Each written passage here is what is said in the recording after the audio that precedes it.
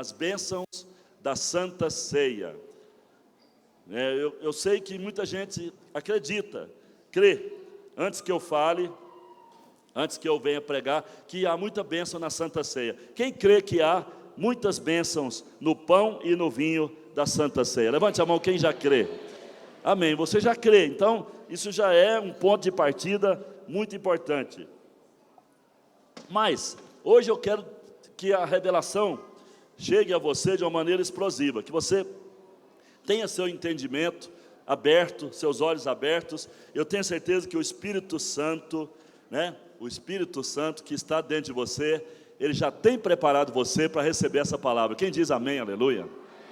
Agora precisa você ficar de ouvidos abertos e atento a tudo que eu vou falar, porque a palavra vai fluir da minha boca. Então, você abra a sua Bíblia, por favor, em Gênesis capítulo 14. Gênesis capítulo 14. E eu gostaria que você, a partir desse momento, ficasse concentrado, ok? Concentrado no que eu vou ministrar nesta noite, tá bom? Por gentileza, vamos todos então ficar bem concentrados na palavra. Gênesis 14, vamos ver do versículo 12. Gênesis 14, 12 a 23. Tá? Nós vamos depois ler outros textos, mas eu gostaria que você deixasse a Bíblia aberta em Gênesis 14, tá? Porque nós vamos discorrer sobre essa história.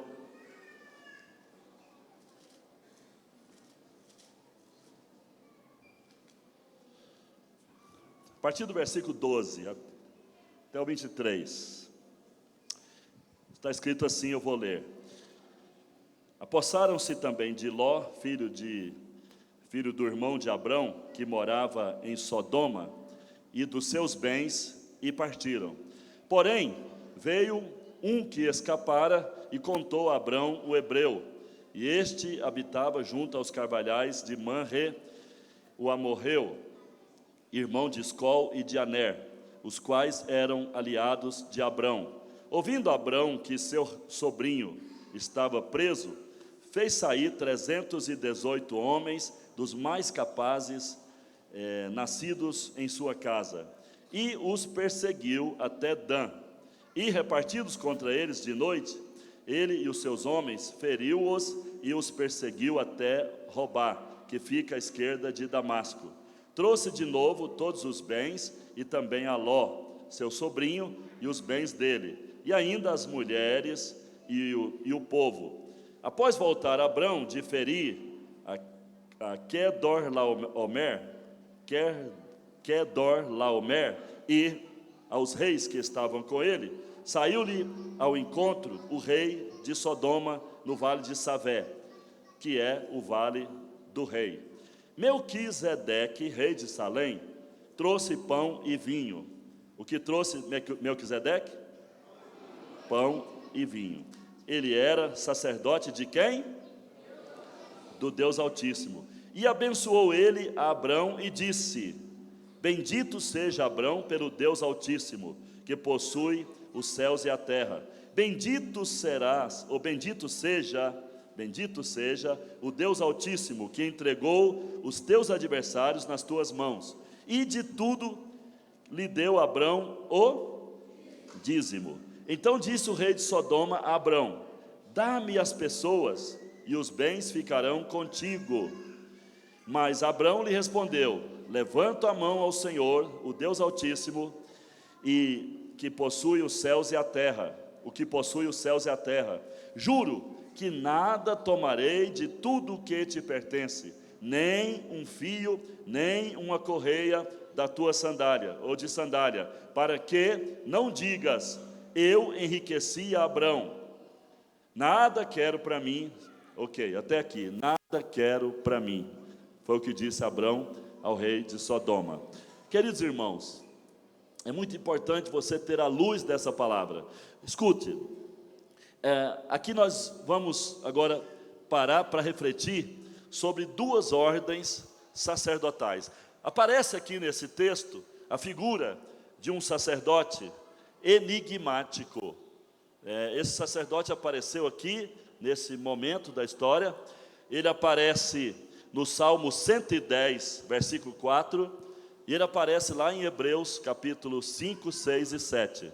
Então, é um personagem enigmático, e ele nos remete à pessoa de Jesus, né? Melquisedeque é uma figura, é um tipo da pessoa de Jesus Cristo, lá no Velho Testamento. Daqui a pouco você vai entender melhor. E eu quero então mostrar para vocês que existem duas ordens sacerdotais na Bíblia, uma no Velho Testamento e outra no Novo Testamento, com origem aqui em Melquisedeque. Mas veja bem, para o seu melhor entendimento, a Bíblia nos mostra duas ordens sacerdotais. Temos a ordem chamada levítica, que vem da família de Levi, uma tribo que foi separada para ministrar a Deus, ministrar ao povo. Era a ordem sacerdotal levítica, a ordem sacerdotal da lei. E temos a ordem melquisedéquica, ou seja, a ordem da graça. Escute bem, queridos irmãos, no Salmo 104, versículo 4, abra sua Bíblia e deixe marcado aí Gênesis 14, deixe marcado e vai lá para o Salmo 104, versículo, ou melhor, 110, Salmo 110, versículo 4, Salmos 110, 4, aqui é uma referência ao Messias, é uma referência a Jesus. Você pode ver que o Salmo é um salmo profético e diz respeito a Jesus Cristo.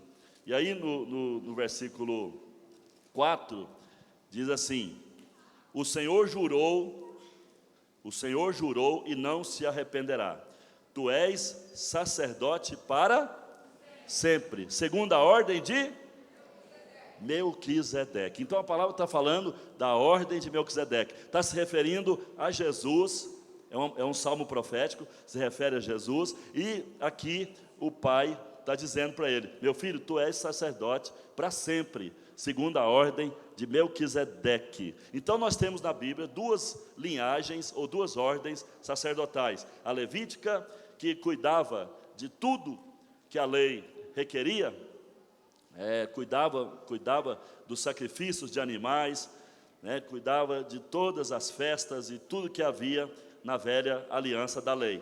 E nós temos a ordem melquisedéquica, a ordem de Melquisedeque, de onde diz que Jesus foi colocado como sacerdote para sempre, ele é sacerdote dessa ordem. Ora, escuta bem, o sacerdote Melquisedeque era uma figura de Jesus, e lá em Hebreus capítulo 7, vamos pular para lá agora, Hebreus capítulo 7, 1 a 3, ali fala de Melquisedeque, e é muito importante o que está escrito aqui, para essa nossa reflexão de hoje. Hebreus capítulo número 7, versículos 1 a 3, preste atenção o que está escrito aqui, diz assim: porque este Melquisedeque, rei de Salém, a palavra Salém aqui é a palavra hebraica Shalem ou Shalom, sacerdote do Deus Altíssimo, que saiu ao encontro de Abraão quando voltava da matança dos reis, e o abençoou, para o qual também Abraão separou o dízimo de tudo. Primeiramente se interpreta rei de justiça e depois rei de Salém, ou rei de paz, ou seja, rei da paz, sem pai, sem mãe, sem genealogia, que não teve princípio de dias, nem fim de existência. Entretanto, foi feito semelhante ao Filho de Deus, permanece sacerdote perpetuamente. Você vê aí que é uma figura enigmática, mas que o objetivo dele, ou seja, o papel dele na história, foi tão somente representar o Filho de Deus, representar Jesus, ali na época de Abraão, e se tornou cabeça de uma ordem sacerdotal, que é chamada a ordem de Melquisedeque. O nome dele, Melquer, significa rei, né? Zedeque é justiça, então é o rei da justiça e da paz. Jesus veio, assumiu essa ordem, e Jesus agora é o cabeça dessa ordem. E ele inaugurou, através da sua morte, do derramado do seu sangue, a nova aliança da graça. E essa ordem, portanto, é a ordem da nova aliança da graça. Você repara, você observa que na ordem levítica, a lei era taxativa, né? E os sacerdotes diziam, os sacerdotes levitas falavam: se vocês obedecerem a palavra da lei de Deus, vocês serão abençoados. Somente se obedecerem. E se vocês desobedecerem as leis, vocês serão amaldiçoados. Então essa era a frase, a palavra sempre repetida pela ordem levítica. E a ordem de Melquisedeque é diferente, porque é a ordem da nova aliança da graça. E nessa ordem, Jesus vem e diz: por minha bênção, vocês serão abençoados. Por meu intermédio, vocês serão restaurados. Por minha morte na cruz, meu sacrifício, meus méritos, vocês se tornam justos, né? Vocês se tornam santos, vocês se tornam abençoados com toda sorte de bênçãos. Quem diz amém, aleluia? Estamos agora vivendo na nova aliança, na ordem melquisedéquica, na ordem da graça. Portanto, esse é um tempo de bênçãos para nós. Olhe para o irmão da direita e da esquerda e fala: esse é um tempo de bênçãos para nós. Amém, aleluia. Agora eu quero falar sobre o encontro de Melquisedeque com Abraão. E vamos ver que relação, que conexão isso tem com a Santa Ceia. Porque não foi por acaso e nem aleatório que Melquisedeque apareceu na história de Abraão, trazendo pão e trazendo vinho. Então você vai ver que tem uma relação muito estreita com a Santa Ceia, né? Melquisedeque, diz a palavra, encontrou-se com Abraão. Ele foi até Abraão. Ora, era normal, naquele tempo, que as pessoas fossem ter com o rei. Era normal que as pessoas se apresentassem ao rei, sempre levando algo, sempre levando algum presente. O rei não aparecia na vida de ninguém, não aparecia na casa de ninguém, não ia atrás de ninguém. Mas aqui nós temos algo completamente diferente, né? Quebrou o script, quebrou o protocolo da época. Melquisedeque era rei de Salém. Salém era a primeira cidade que surgiu lá no Monte Sião, que deu origem a Jerusalém. Então, antigamente, na época de Abraão, não era Jerusalém, era Salém, ou Shalém, ou Shalom. Bom, então, apareceu Melquisedeque no caminho de Abraão, e apareceu ali com pão, trazendo pão e trazendo vinho. Agora, ele trouxe pão e trouxe vinho. Por quê? Tem um significado. Tudo na Bíblia tem significado. Você vai saber daqui a pouco. Mas eu quero fazer um relato aqui, né, do que estava acontecendo. Em qual cenário, em quais circunstâncias Melquisedeque apareceu na vida de Abraão. O que Abraão estava sentindo, o que Abraão estava vivendo. E o que isso tem a ver conosco, tem a ver com você e comigo. Bom, em Gênesis capítulo 14, nós temos um relato histórico que nos dá conta de que 4 reis que estavam ali ao redor de Canaã vieram e levaram o rei de Sodoma e o rei de Gomorra. Sodoma e Gomorra eram pequenas nações ao redor do Mar Salgado, ou Mar Morto. Os irmãos que foram a Israel recordam do Mar Morto, e lembram que ali ao redor do Mar Morto, né, tem muita história, muita coisa que já aconteceu, e uma dessas histórias é essa que está aqui em Gênesis 14, Gênesis capítulo 14, né? Ali tinha um povo, uma nação de Sodoma, né? Os sodomitas e os gomorritas, de Gomorra, né? Então havia um rei aqui e um rei ali, eram pequenos povos. E aí 4 reis se uniram, se irmanaram e foram lá e sequestraram aquele povo, o rei, e a Bíblia fala que levaram cativos. Era costume da época, né? Eles invadiam e tomavam os despojos, tomavam todas as coisas valiosas que a nação tinha e levava o rei, levava os soldados presos, sequestrados para o seu país. Então, isso aconteceu e a Bíblia fala que Ló, sobrinho de Abraão, estava lá. Ló, sobrinho de Abraão, estava em Sodoma e ele foi também capturado, foi também levado com o povo de Sodoma. Ló e sua família e seus bens. Teve uma pessoa que escapou, um cidadão que escapou lá de Sodoma, e ele foi falar para Abraão. Abraão, entraram 4 reis aqui com seus exércitos e dominaram tudo e levaram todos cativos, e o seu sobrinho Ló foi levado. E Abraão então, se compadecendo de Ló, ele ajuntou ali 318 criados que ele tinha, que ele treinava para a guerra, e os levou com ele para buscar de volta o seu sobrinho e, enfim, trazer tudo de volta que havia sido levado daquele povo ali próximo, daqueles povos ali próximo. E a Bíblia fala que Abraão saiu então desde Hebrom e chegou até próximo de Damasco, mais ou menos 153 milhas de distância. Então ele foi e ali ele derrotou os 4 reis com aqueles 318 soldados e trouxe Ló de volta, né? Trouxe os bens, as mulheres, os filhos, enfim, conseguiu reaver tudo e trazer de volta. Então ele foi bem sucedido. Mas foi uma batalha renhida, foi uma batalha difícil, foi uma batalha custosa, foi uma batalha que requereu muito esforço. E Abraão então voltou e ainda estava cansado, ainda estava extenuado, ainda estava um tanto quanto sem vigor, né, porque estava já há muitos dias, né, muito tempo em guerra, em batalha.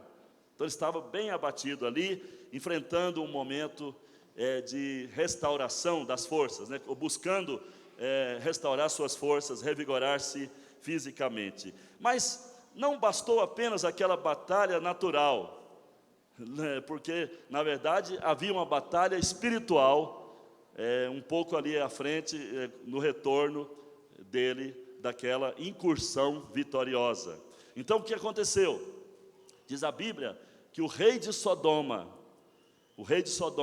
apareceu no caminho de Abraão. Aí você fala, mas o rei de Sodoma não foi beneficiado na história? Foi, mas ele não era boa gente, e era uma péssima influência. A história mostra que ele era um feiticeiro, e era alguém de pouca sorte, né? Alguém que vivia batendo cabeça, e era uma pessoa aterrorizadora.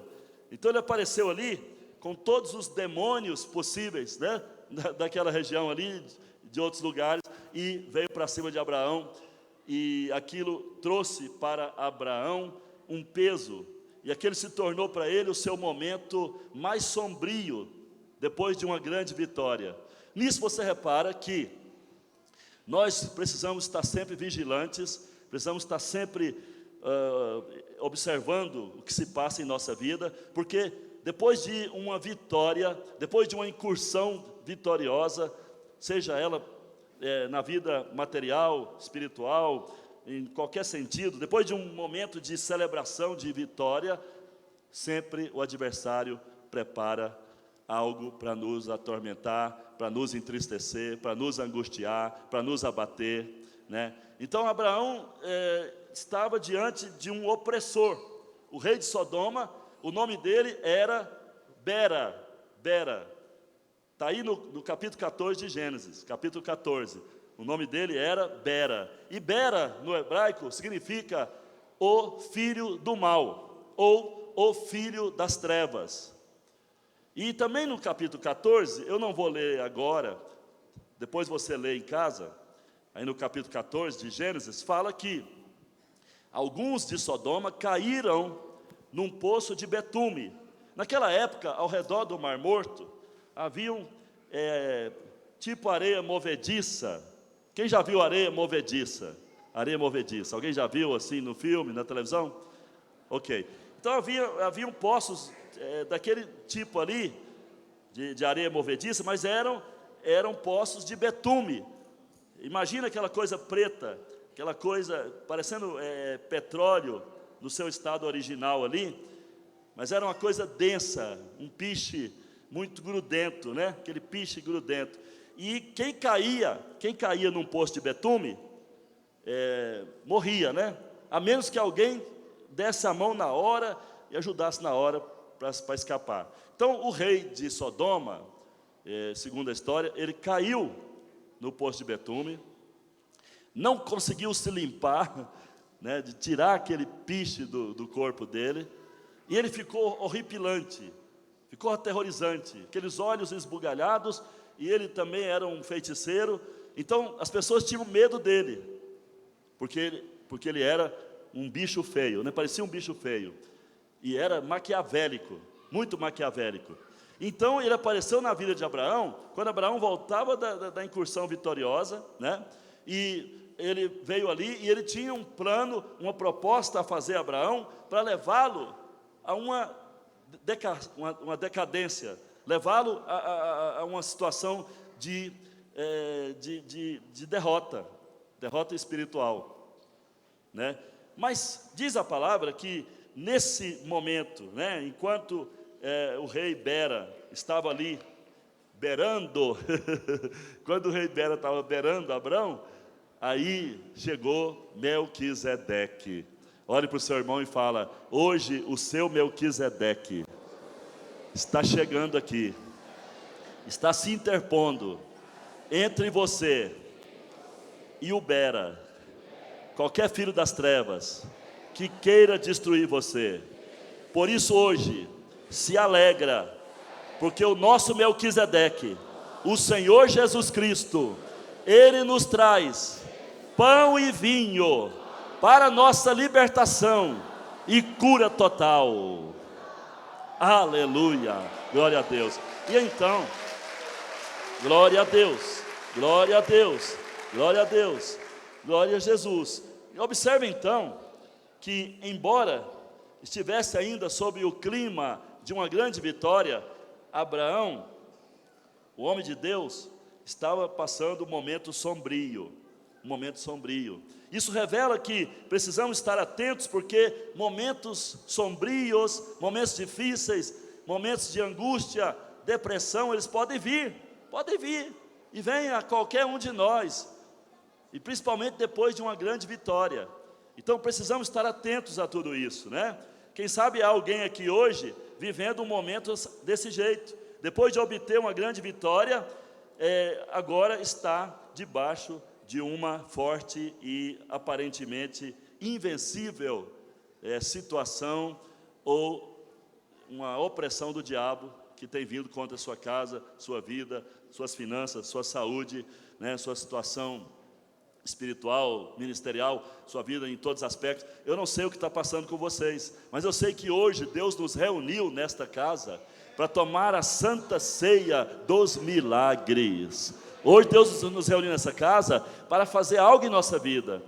E assim como Melquisedeque trouxe pão e trouxe vinho, hoje estamos aqui com a mesa posta com pão e vinho, e hoje é o dia, diga, hoje é o dia do meu milagre. Não, levante suas mãos para o céu e diga: hoje é o dia do meu milagre.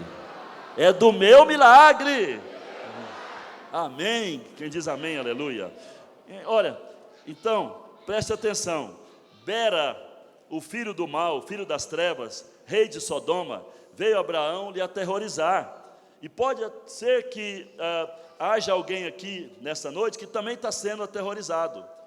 né, que está sendo, de alguma maneira, acuado, passando uma situação desafiadora e angustiosa. Mas a boa notícia é essa, que hoje Deus preparou para você o pão e o vinho, e hoje você vai sair daqui dando saltos de alegria, você vai sair daqui com um sorriso nos lábios. Quem diz amém, aleluia, glória a Deus. Queridos irmãos, a palavra de Deus mostra também que aquele local, o local onde Melquisedeque encontrou Abraão, onde Bera também havia encontrado ele, era um vale de Savé, vale de Savé. Esse vale de Savé, quem já foi a Israel vai lembrar, é o vale de Sidrom, aquele vale que fica perto do jardim do Getsêmani. Temos o jardim do Getsêmani de um lado e o vale, né, um pouco abaixo ali do outro lado. Então o vale de Savé passou a ser chamado depois o vale de Sidrom, o vale do rei. E foi aí, nesse vale, que Absalão, filho de Davi, morreu a mais feia das mortes, né? Ele morreu ali de pendurado entre o céu e a terra, né? E foi aí que ele morreu. E é interessante porque isso aponta para Jesus, porque Jesus passou uma situação crítica nesse lugar, e por ali próximo ele foi crucificado, e ali ele foi pendurado entre o céu e a terra para nos salvar. Aleluia. Ora, então, hoje em dia quem vai a Israel vê lá um pilar. Lá tem um pilar nesse lugar, onde Abraão esteve, onde Absalão morreu, tem um pilar chamado Pilar de Absalão. Pilar de Absalão. Isso é possível ver hoje, né? Quem vai a Israel pode enxergar, pode ver esse pilar lá. Agora, Melquisedeque foi enviado a Abraão para abençoá-lo. Melquisedeque foi enviado a Abraão para abençoá-lo. E você percebe ali que ele, de fato, foi bem incisivo, objetivo, né? Ele se colocou na frente de Bera, do filho das trevas. E observe que Hebreus capítulo 7, versículo 2, enfatiza que ele primeiro é rei de justiça e depois de paz. Por que a Bíblia faz questão de frisar? Primeiro, justiça, depois a paz. Porque sem a justiça, sem a justificação, nós não temos paz. Só temos paz depois que somos justificados e temos confiança de que o manto de justiça está sobre nós. A palavra de Deus lá em Isaías, ela mostra, né, que de fato a justiça precede a paz. Olha, preste atenção, Melquisedeque é tipo de Jesus, ele é tipo de Jesus, e nós só podemos receber a paz do alto depois que somos cobertos pela justiça de Jesus. Só depois que a justiça de Jesus nos cobre é que vamos receber a paz. Toda a obra que Jesus realizou, envolvendo o seu martírio, seu castigo, sua crucificação, seus sofrimentos, sua morte, na verdade foi uma execução que satisfez a justiça de Deus e que nos conferiu a justiça dele, nos dando a absolvição plena de todo pecado, de toda culpa e de toda vergonha. Levante suas mãos para o céu e fala: eu estou coberto pelo manto de justiça do meu Salvador Jesus Cristo, e por isso eu posso desfrutar da mais perfeita paz. Ele tomou sobre si os meus pecados, as minhas culpas e as minhas vergonhas, e me absolveu eternamente. Por isso eu posso declarar: sou eternamente livre e liberto de todo mal. Quem diz amém? Quem pode aplaudir? Quem pode dizer aleluia? Glória a Deus, aleluia. A justiça de Cristo está sobre nós, ela nos cobre com seu manto. Ela é um manto, na verdade, é um manto que nos cobre, né? Você não enxerga com os olhos naturais, mas Deus o Pai enxerga com os olhos dele, está vendo a cobertura do sangue de Jesus sobre a nossa cabeça, a nossa vida, como um manto a nos cobrir e a nos absolver de todo pecado e toda condenação. Isso é maravilhoso, isso é grande, isso é glorioso. Quando temos revelação disso, passamos a nos ver debaixo desse manto de justiça e passamos então a desfrutar da paz. Abra comigo Isaías 32, versículo 17. Isaías 32, versículo 17. Veja que isso que eu falei estava já profetizado. Isaías é o profeta messiânico, é o profeta da graça, é o profeta que percebeu que estava vendo uma aliança nova na terra. Deus mostrou para ele tudo isso, né, através do Messias. Então aí, Isaías 32, versículo 17, olha o que diz aí, olha o que diz: o efeito da justiça será o fruto da justiça será o repouso e segurança, né? Então, olha aí, diga: eu tenho paz, porque a justiça de Cristo me confere a paz, e o fruto dessa justiça me proporciona descanso, repouso e segurança para sempre.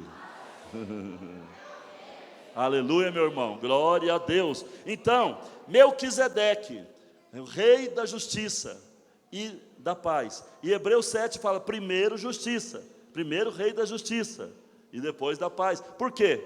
É apenas um jogo de palavras para mostrar que Jesus, que é da ordem de Melquisedeque, ele nos imputou a sua justiça, e se nós temos fé nisso, nós podemos obter o descanso, o repouso e a paz perfeita. Então, precisamos acreditar sempre e proferir isso todo dia. Ora, pode ser que todos os seus pensamentos, todas as suas ideias, raciocínios, estejam gritando agora, seu próprio senso de justiça esteja gritando na sua consciência: não, isso não é verdade, isso não pode ser assim, não é assim. Você não é justo, você não tem santidade, você não pode jamais falar que é justo.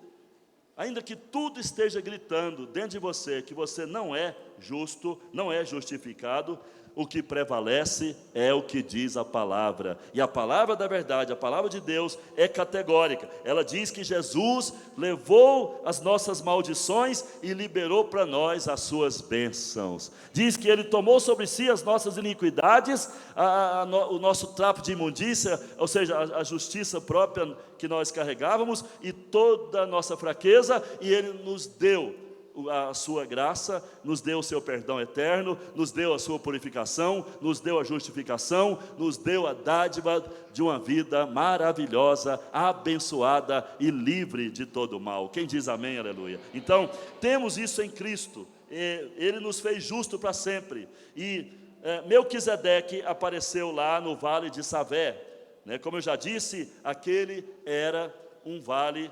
assombrado naquele momento, quando Bera chegou ali, carregado de espíritos das trevas, e Abraão teve que travar uma batalha espiritual inesperada. Querido irmão, eu quero dizer para você, aquele momento foi um momento crítico, e nós precisamos observar que as conexões da Bíblia, elas são nítidas. Muitas vezes nós não percebemos, mas elas mostram claramente o que Deus está falando, e o que Deus quer nos ensinar a respeito de verdades profundas e fundamentais, né?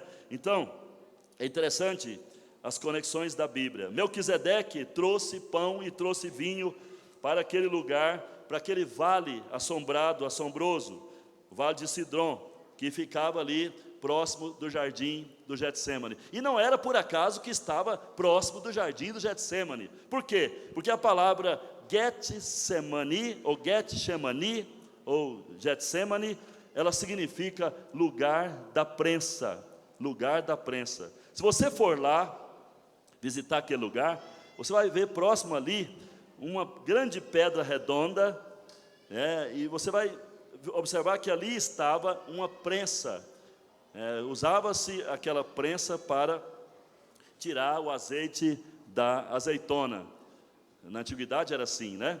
E então Jesus, quando foi ao Getsemane, a palavra diz que ele suou sangue, porque estava ali vivendo um momento sombrio, era um momento terrível, um momento de opressão, o inferno todo voltou contra ele, os beras vieram todos, os filhos das trevas, os espíritos das trevas, vieram todos atacar Jesus, e Jesus ali, ele suou sangue, né? Então Abraão tomou a ceia ali naquele lugar, e a nossa ceia da nova aliança, né, que nós vamos hoje aqui usufruir, desfrutar dela, ela foi ali também providenciada, foi provida no jardim do Getsemane, e foi ali que Jesus pagou o preço. Agora, preste atenção, porque tudo aqui está a nos ensinar algo, né? Observe que tudo denuncia que Abraão estava passando mesmo o seu momento mais sombrio, ele passava por turbulências.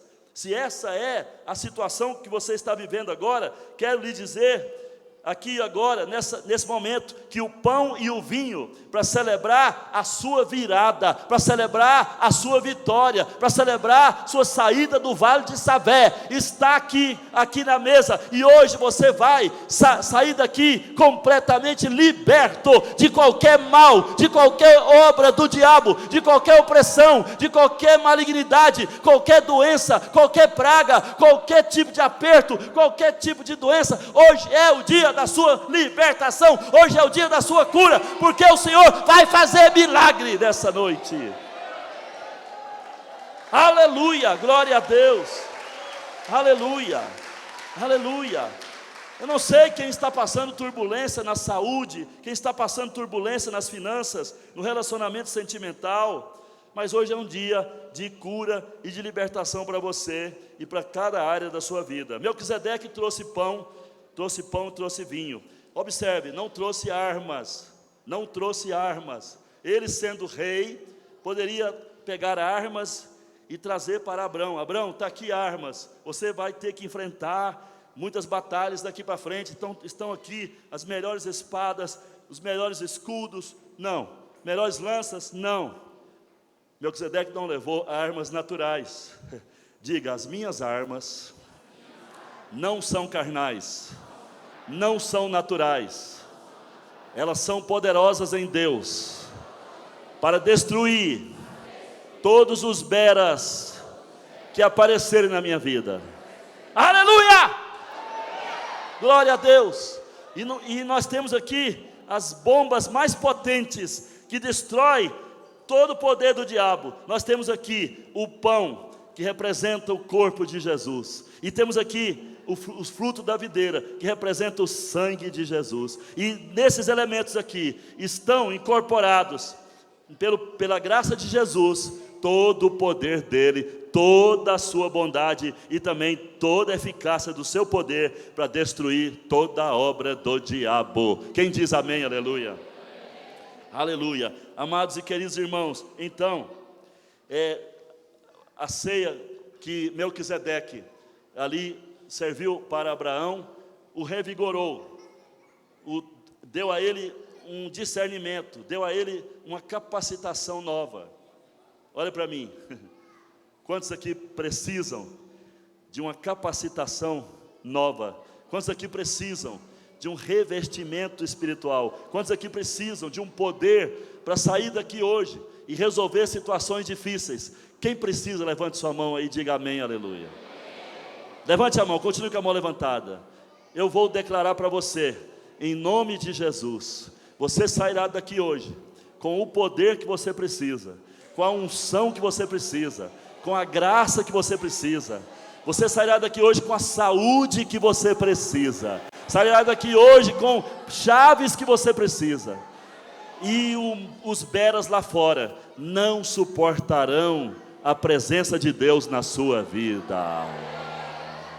Não suportarão, não suportarão, não suportarão, não suportarão, não suportarão, não suportarão. Eu lembro uma vez eu estava voltando voltando de uma santa ceia, voltando de um momento de celebração, cheguei na minha casa e eu tinha um vizinho lá na Fama, que era maligno, era feiticeiro, a mulher dele era também feiticeira, né? E eles faziam feitiço lá, faziam reuniões macabras, reuniões de espiritismo, de macumba, altas horas da noite. E eu cheguei um dia tarde, né?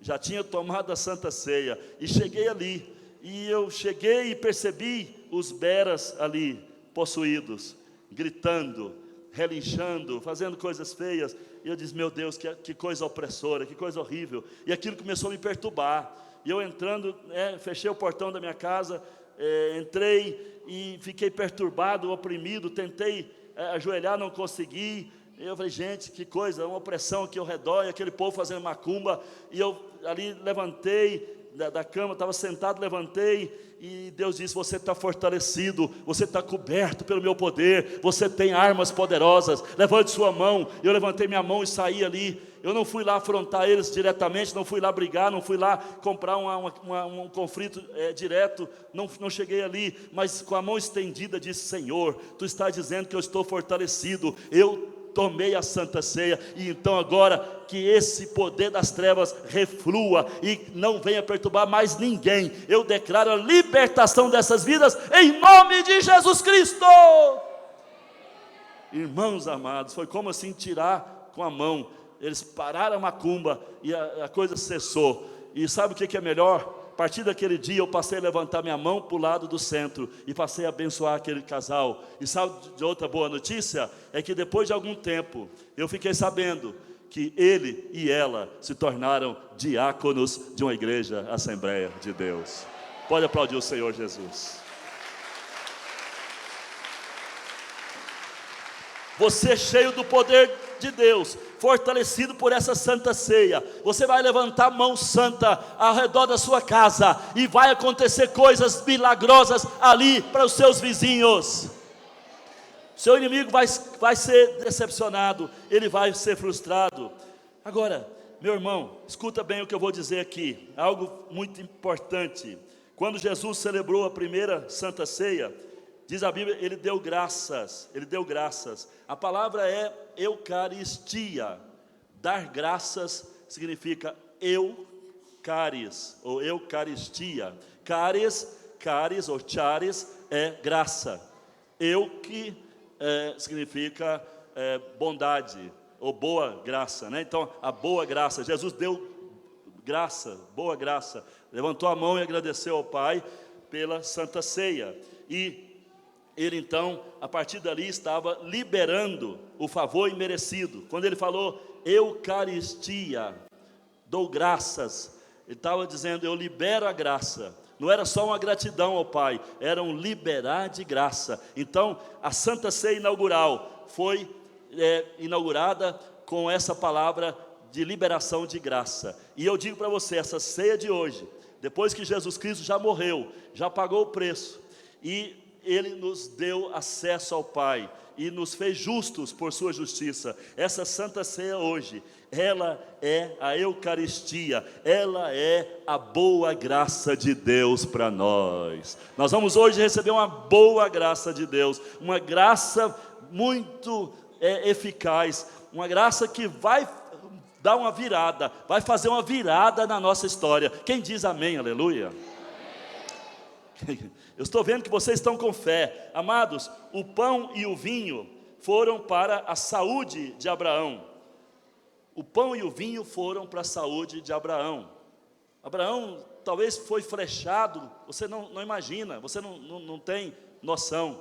Ele veio de uma guerra, é possível que ele tenha sofrido algumas escoriações, é possível que ele tenha sido atacado por espíritos, né, de enfermidades, é possível que ele tenha sido bombardeado de todo lado. A palavra não diz, mas o fato dele estar ali no vale, o fato de Bera chegar todo endemoniado, o fato de uma situação sombria, de repente, né, envolver ele, isso mostra que de fato ele estava enfrentando uma situação muito delicada, muito difícil, né?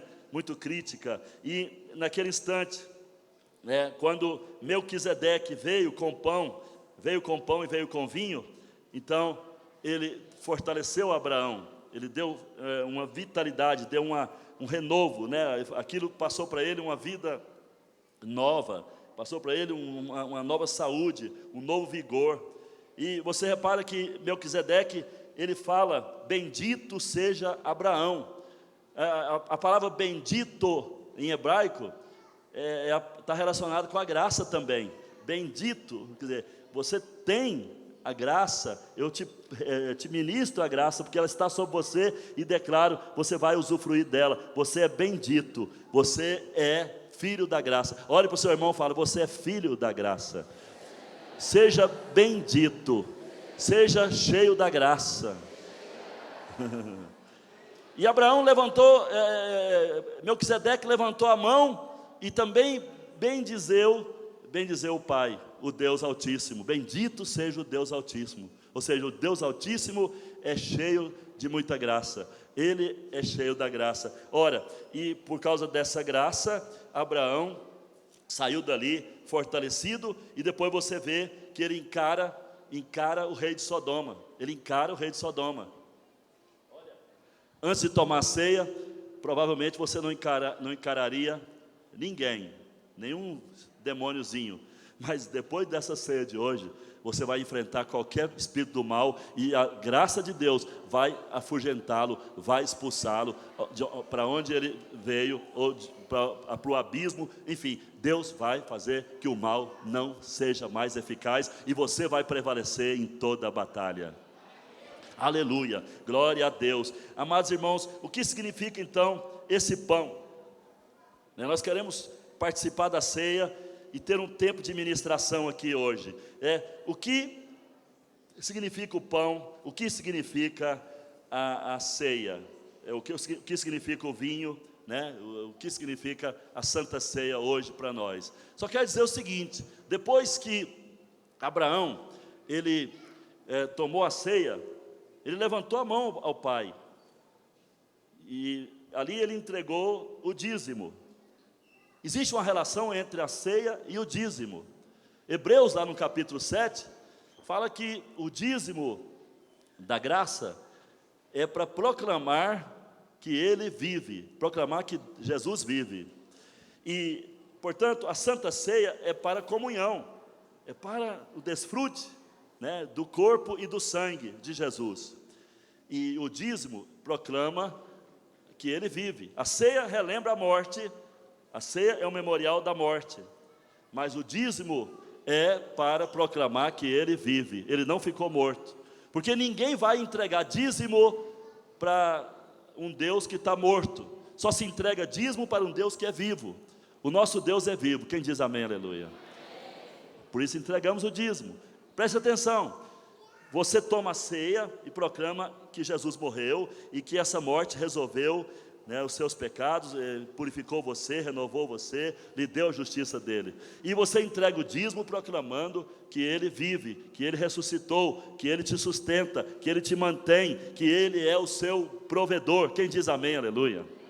Então, tomar a ceia e dizimar é muito importante. Eu quero que você aprenda isso, entenda isso. Tem uma relação entre as duas coisas, né?